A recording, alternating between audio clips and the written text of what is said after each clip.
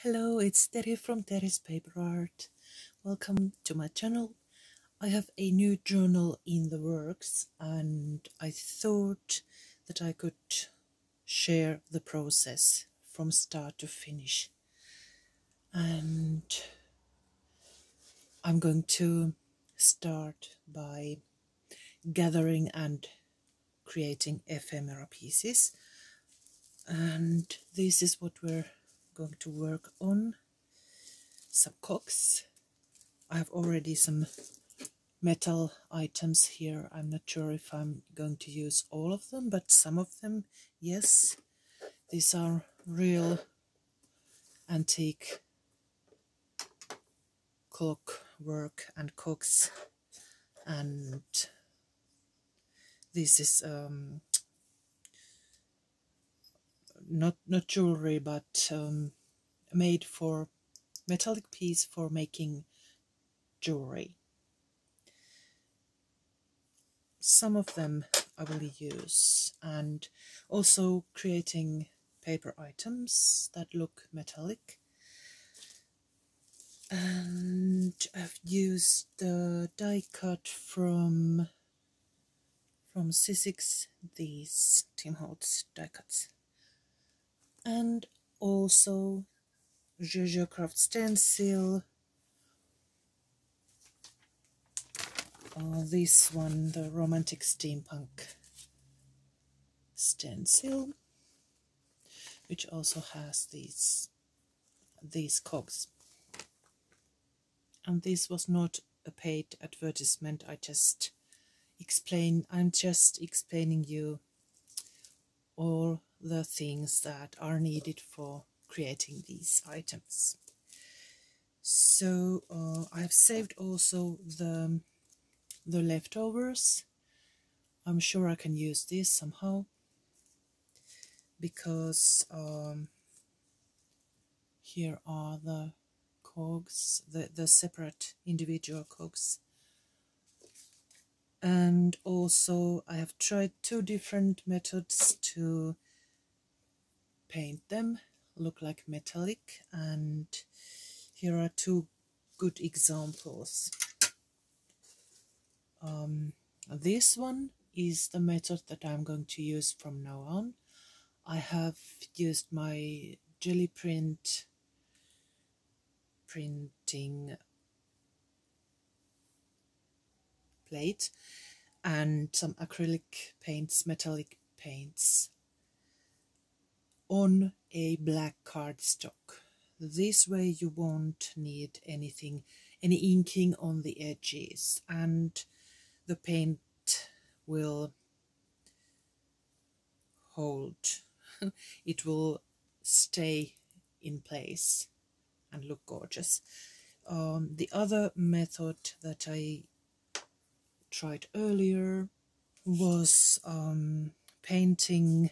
I think I first cut these with the die cuts, and then I painted them with distress paint, antique bronze and tarnished brass, and it was very time consuming and it took quite a while to really dry, and the result was a little bit sticky, and that meant that parts of the paint were like this. The items were stacked because I didn't have so much space that I could place them all separately, so they were partly stacked, and then this happened. They tore pieces of that paint off, and it was more difficult. Now I'm going to have to paint again all those white patches, and it will take even more time. Fortunately, I tried the other way too, and the black cardstock was the best. And acrylic paint, gel printing plate, I will show you how I made them. Let's start with that. Let's make sheets of metallic paper, metallic looking paper, and let's start with that. And even that way we can even use all the leftovers and cutouts, are they cutouts? Leftovers, or even the smallest bits. You can make labels and all kinds of little items, cutting the corners differently. Nothing goes to waste. So I will make some room for the gel printing plate. I'm using this large printing plate. I'm using my Myrrha Acrylic light gold, acrylic paint, deep gold and copper.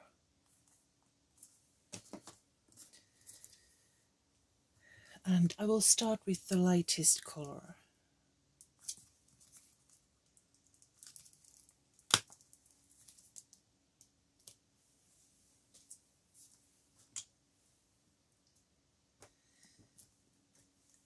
This time I'm just making plain sheets. You could add some images or using stencils, for example this one. But to make some, create structure and different images on your plate. But I'm just making a simple metallic looking sheet.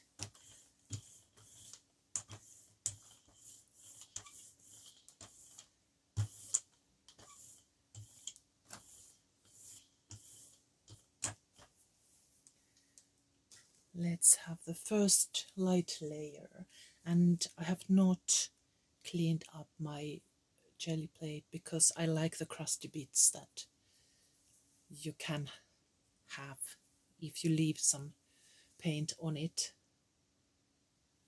Still had some black cardstock, or this is quite thin, and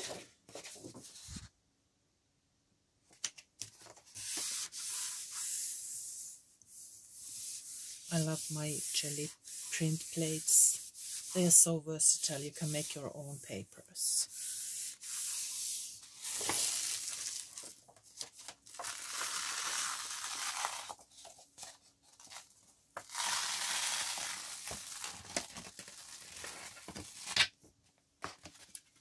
See, golden and shimmery and crusty bits.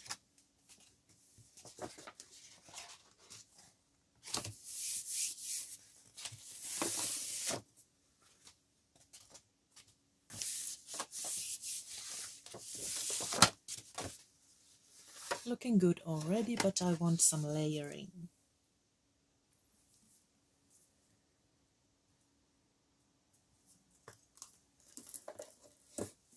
Two different colors,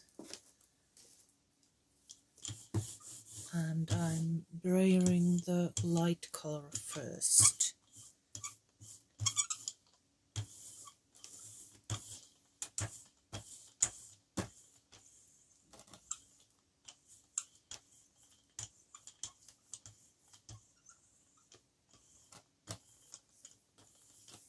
Let's see how it looks.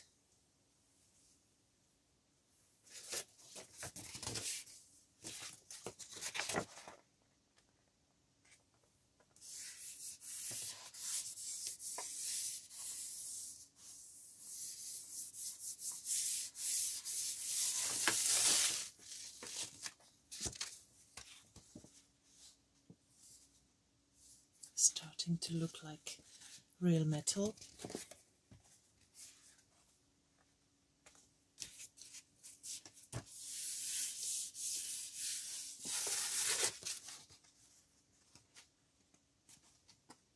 Layers on different shades. Lastly, I will add some gold, the darker gold.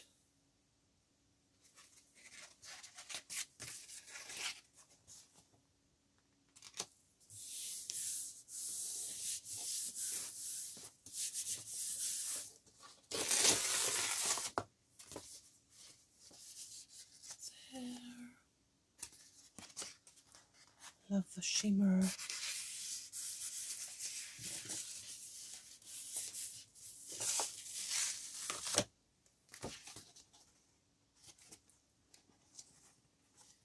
There's some black shining through. I will try to add more paint on them. I think it's ready now. It looks very good. Shiny and metallic. Let it dry. It dries very quickly. That's the best part of the acrylic paints. I will clean up. And now it's time for the die cuts using my Big Shot machine. And I will come back with cut out items. There. Now I still need to remove these from the dies, and whatever did not cut through perfectly, there are often some items that just don't cut through, even though I'm using extra, what are they called? Let me check it. These extra adapter sheets. I still don't get a 100% result, but no matter, because I can use these anyhow. I will show you in the next videos how I use these leftovers. Now we just have to be patient and go through all of these little holes and get the item out of there, out of the die. An awl or a needle, something sharp will help you with this work. And carefully, there is one cog.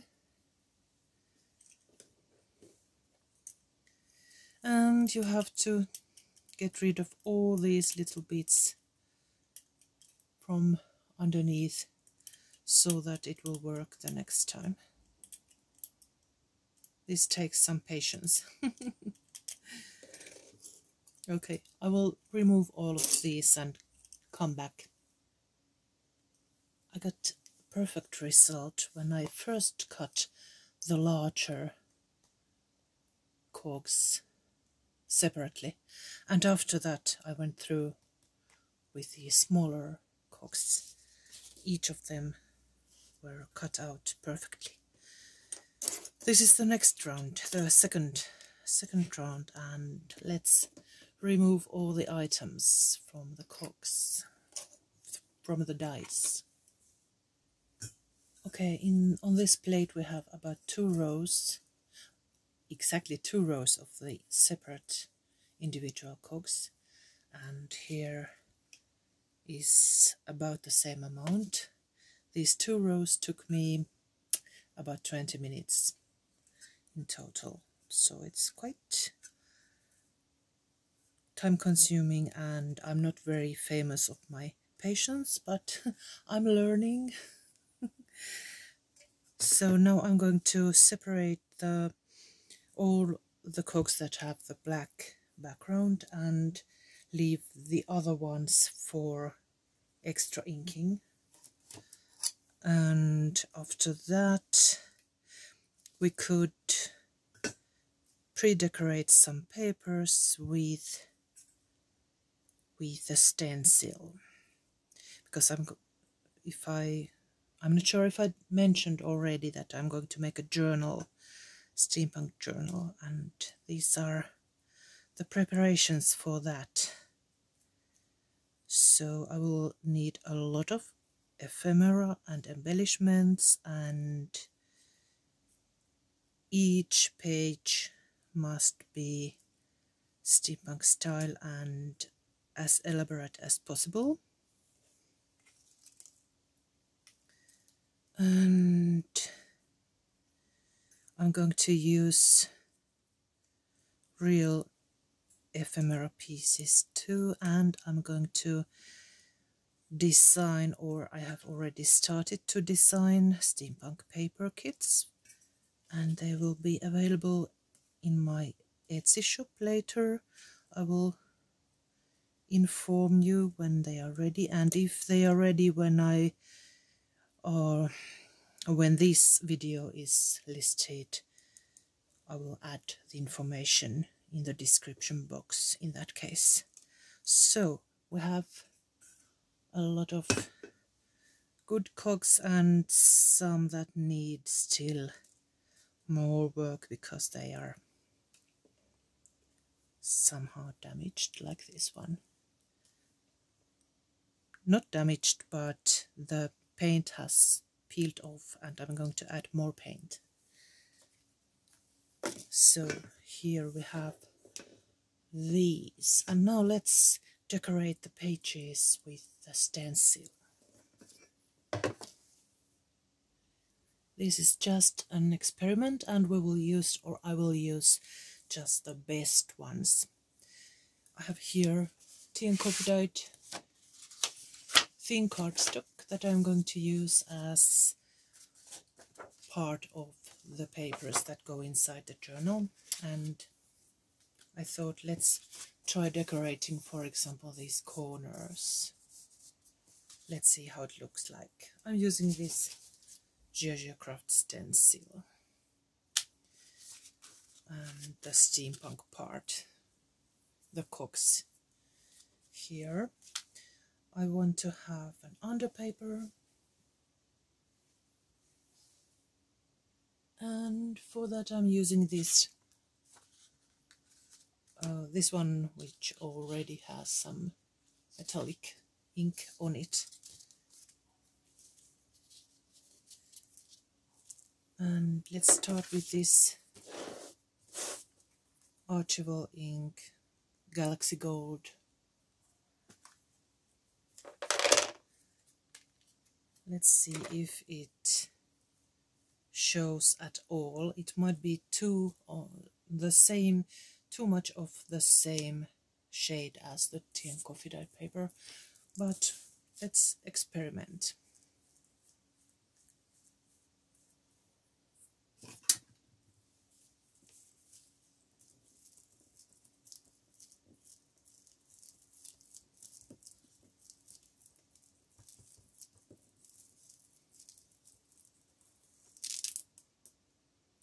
Very light sheen.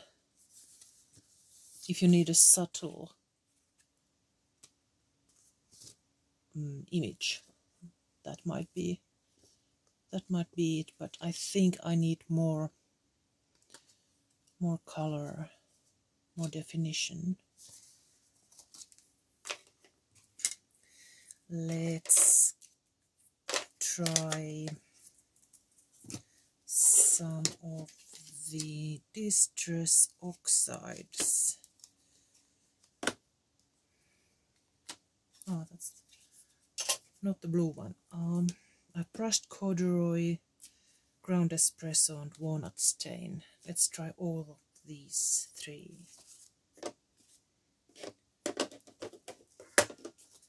And starting from the lightest one,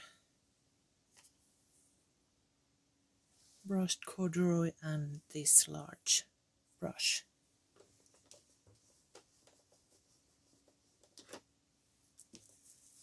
Testing.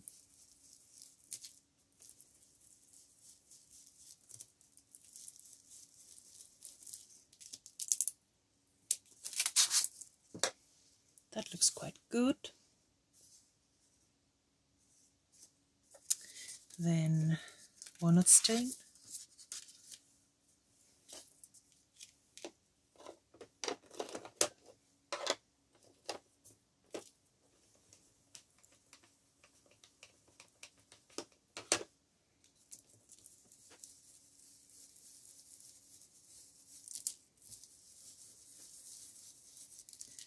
my first cogs on this batch, I made some texture with this same stencil texture to the jelly print. That's why it still has some ink on it, but I will clean it afterwards. That looks even better. I think walnut stain is the color that I'm going to use. The brushed corduroy was maybe too yellowish. And lastly, we have this ground espresso. Let's try this.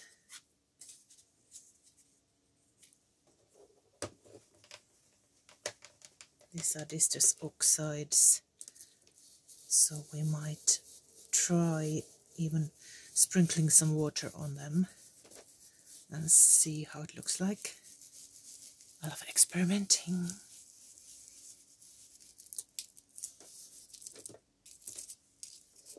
That's very good too. This has a bit more reddish ink, reddish pigments. The walnut stain has more reddish than the ground espresso. This is more brown.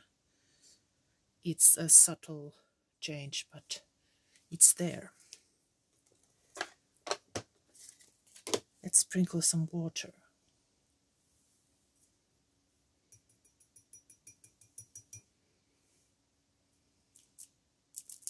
You could use just your fingers or a kitchen whisk or anything, or a mister, but I have this whisk.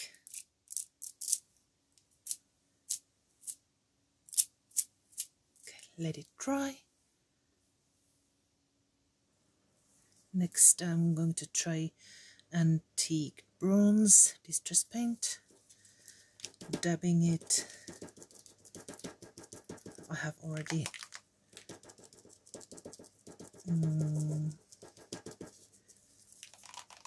what's this? I have to check the word, just a second. Mixed. Somehow, sometimes even the easy words go away. I have mixed that, but it might need some dabbing with a makeup sponge.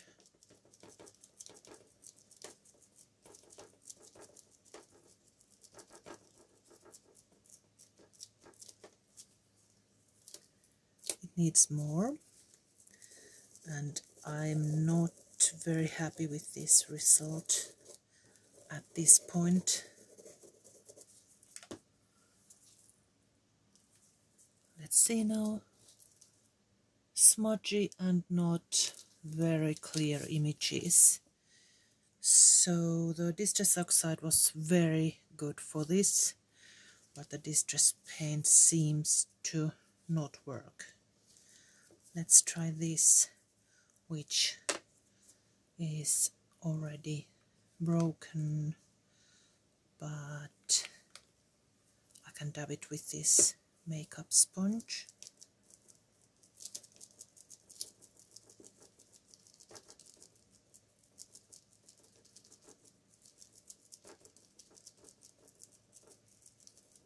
Okay, let's see now. That's a bit better, but not good enough. Okay, we will use the distress oxides. They worked very well. I will clean up and come back. And while I'm at it, I will fix these cogs with the white parts. And for that I'm using this tarnished brass distress paint, which I had used for these earlier, and it was so sticky that parts of the cogs were torn off.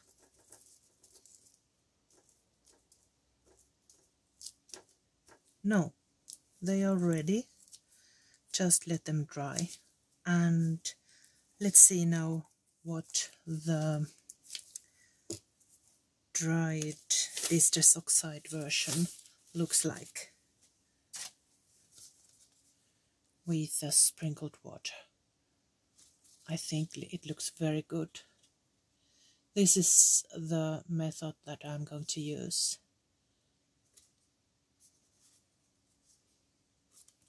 Very good looking result. These two colors go well. Okay, we have started the project and I will see you very soon in the next video. Bye bye!